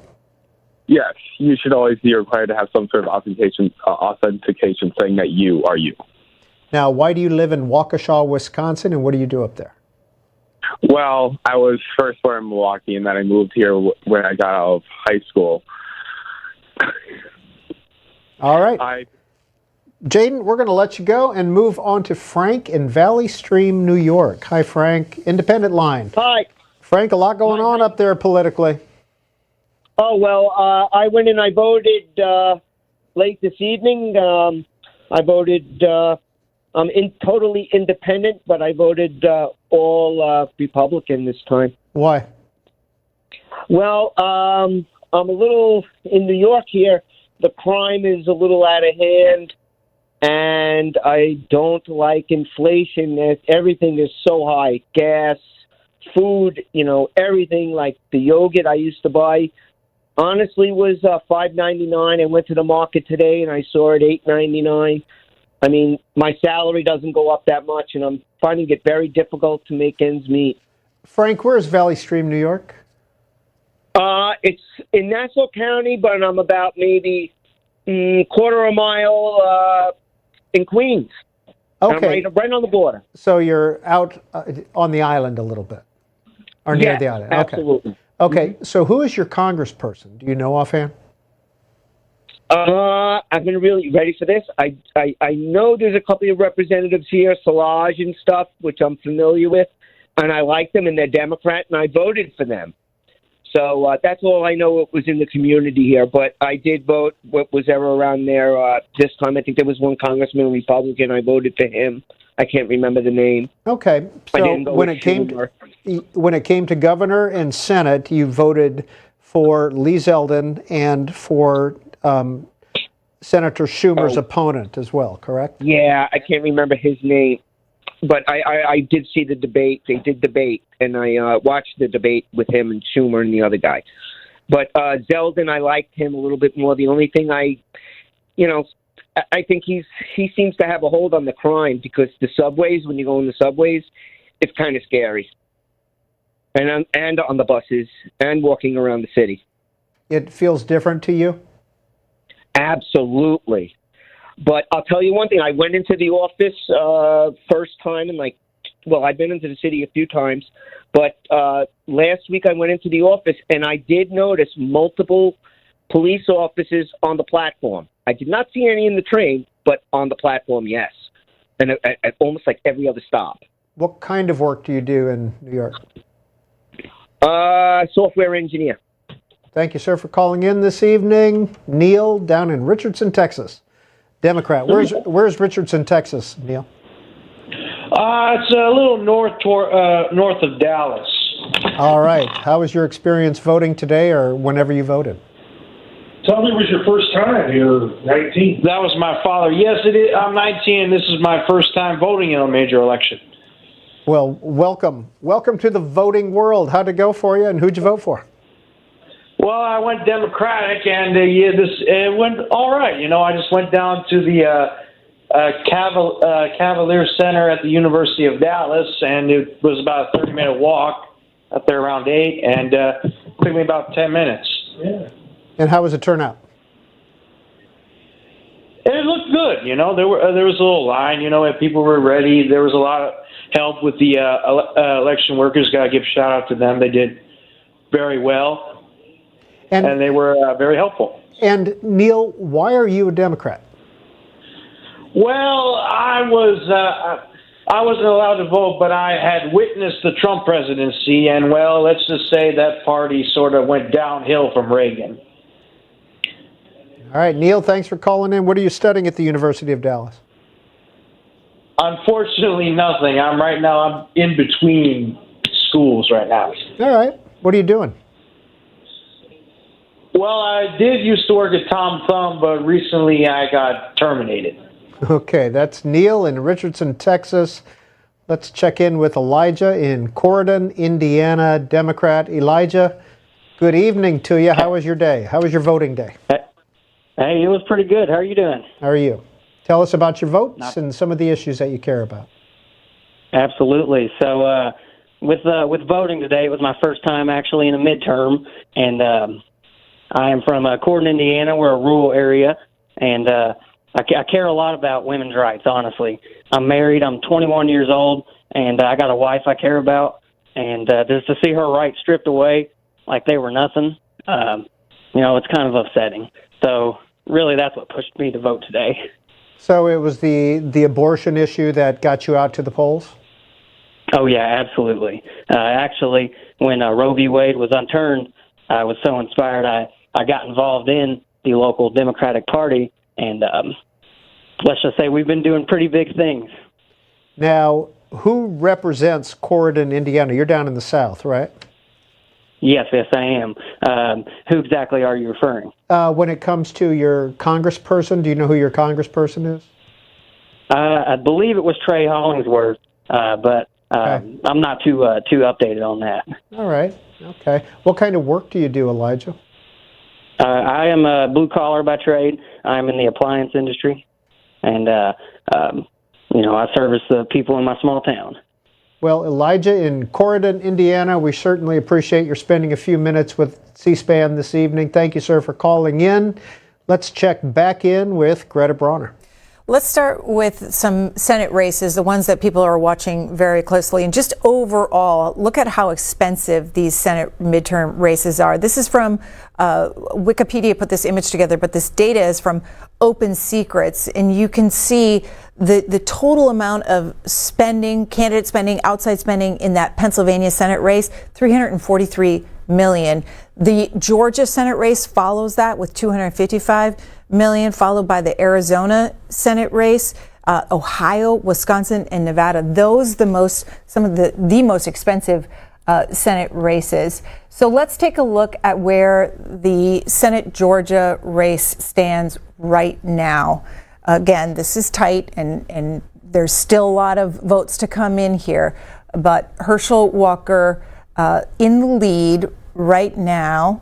40, just slight, narrowest of leads right now, 49.6 to 48.6%. And then let's go to the Pennsylvania Senate race. John Fetterman with around 53% of the vote right now. That's 30% reporting. There is a lot of voting to go, a lot of counting to do in the state of Pennsylvania. And as all of you know, they couldn't start counting those mail-in ballots until today. So there is a lot of counting to do in the state of Pennsylvania. In the Senate Colorado race, Michael Bennet was defending his seat, the incumbent Democrat there against Joe O'Dea. Some thought that this could be a sleeper race, but Michael Bennet with a solid lead right now, although this is only 1% reporting, there is a long ways to go, but this is just an update right now. In the state of New Hampshire, let's check in on this race, on this Senate race. Maggie Hassan trying to fend off a challenge from Donald Baldock. This is where it stands right now at almost 10 p.m. Eastern time. Let's go to the state of North Carolina to give you an update there on this open seat. This is the 8th most expensive Senate seat for retiring Senator Richard Burr's seat. This is where it stands right now with the Republican in the lead. And then in Ohio, J.D. Vance, backed by former President Trump. He has the lead. You can see it is just updated there by the Associated Press. They just got in some more results. So he's in the lead over Congressman Tim Ryan at this point in the night. In the state of Wisconsin, Ron Johnson vying for a third term. He's trailing right now, but again, this is very early, 2 percentage points against Medela Barnes. Finally, let's just end with the state of Florida because this one was called earlier this evening to give you some final, the percentage will change, but a win for Senator Marco Rubio, the Republican incumbent. Val Demings unable to unseat Marco Rubio. Back to your calls this evening. And by the way, we're going to be doing this all evening, listening to the candidates, getting some analysis, getting the results. And we have the ticker at the bottom of the screen and the balance of power on the side of the screen. So we'll be checking in with Greta regularly for more results. But more importantly, we want to hear your voices. An independent is calling in from Los Angeles. Gary, tell us about your experience and some of the issues that you care about. Yeah, thank you. First of all, I'm just so excited that you guys are having this program. I can never call C-SPAN because you guys are on it like 4 a.m. our time. All right. So it's very nice to see you. I'm an independent, but I vote Democratic primarily. I voted for Gavin Newsom for governor and Padilla for the Senate. All right. What is it? First of all, why do you trend Democrat, and what has Governor Newsom done that you appreciate that he would get your vote? I'm glad you asked the first question. I was a lifelong Democrat, and I became completely disillusioned with the Democratic Party, so I switched to independent. It seemed like on important issues, the Republicans were always able to outsmart the Democrats, and I just got fed up, so I moved to independent. As far as Gavin Newsom goes, we have a $90 billion surplus in California. $90 billion. And then when I watch the news and I see people in West Virginia or Tennessee struggling to put food on the table, it just drives me crazy. It just drives me nuts. So this is one of the reasons that I voted for Newsom, one of many. And then the other things that are disturbing, a woman's right to choose is a woman's right to choose. And it just surprises me that mostly male government officials are the ones making the most noise against a woman's right to choose. And they have no idea what it's like to carry a baby to term. No man does. So that just makes no sense to me. Republicans constantly, they're very good at it. They're always trying to turn the clock back, making it harder for people to vote. That, to me, is probably the worst of all of the things that Republicans do. Hey, not Republicans in society, Republicans in the legislature. Gary, how did you vote for the mayor of Los Angeles? Karen Bass. Karen Bass, our current congresswoman here. So thanks for calling in, Gary, and sharing your experience and views with us. Amelia is another Californian, this time on the Republican side, from Lancaster, California. Hi, Amelia. How'd you vote today? Hi, how are you today? Good. It's so nice to be able to speak to you, and thank you so much for accepting my telephone call. I did vote Republican today, all the way. As far as my experience, again, in this day and age, I'm originally from New York. I've been living out in California for 33 years. I came out here because my husband was recruited years ago, and he was recruited to build the B-2 bomber. So he was working for a company to defend our country, and I felt like every single time a Democrat got in office, they always cut funding, and it was detrimental not only to our country and our safety, but also in our pocket as our spouses who are giving their lives for a good cause. As far as voting today, I was very disappointed in the fact where I went in and I wanted to show them my ID, and they told me they don't need to take my ID. Come on, this is ridiculous. I'm also a restaurateur, so we faced all the difficulties that we had to go through during this whole COVID situation. But I just feel that it's common sense in this world. What has transpired in the last couple of years, when the last gentleman talked about, Hey, Amelia, I'm going to ask you to mute your TV. It's going to confuse you. Please just mute the TV and go ahead and speak through the phone. Why don't you ask me a question? Well, you've answered most of the questions I was going to ask you. Where are you from? Yeah. What do you do? Why do you vote the way you do? You've answered everything. So. Well, I want to tell you something. I don't vote. Another thing is I never voted for what my parents voted for. I mean, I'm sure, we all want democracy in this country, but the Republicans that were in the past office, they were more Democratic than these people that they say that they're Democratic. They're not for the people. All right. So when you hear candidates or politicians say that democracy is in danger, what's your reaction to that? I think it's all a smokescreen. It's all a smokescreen because I'm a Greek American, and a lot of the language that we use in today's day is. Democratic is for the people, and these people have not been for the people of this country. When the gentleman before said he voted for Newsom, that was another thing. I didn't see anything for no ads, whether they were good ads or bad ads. I didn't think anything pushing for the control of this state to make it a better place. If he's talking about so much surplus that was saved, how come there's so much homeless people living on the streets? It's ridiculous. Take care of the American people in this country. And all right. Not. Terrific. Amelia, thank you for calling in this evening.